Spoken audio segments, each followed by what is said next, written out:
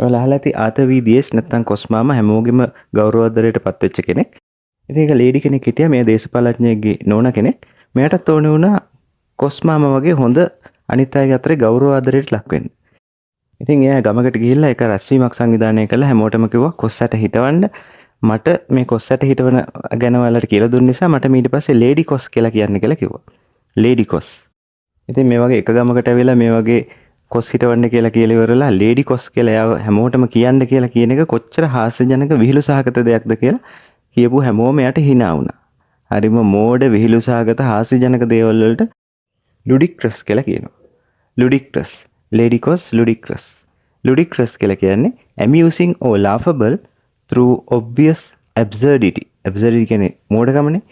ඒතර මොකකට හරි අපිට hina යනවා නම් ඒක විහිළු සහගත නම් ඒක මෝඩකමත් එක්ක සම්බන්ධ වෙලා තියෙනවා නම් ඒ වගේ දෙයකට අපිට ludicrous කියලා කියන්න පුළුවන්. example එකක් he looked ludicrous in that suit.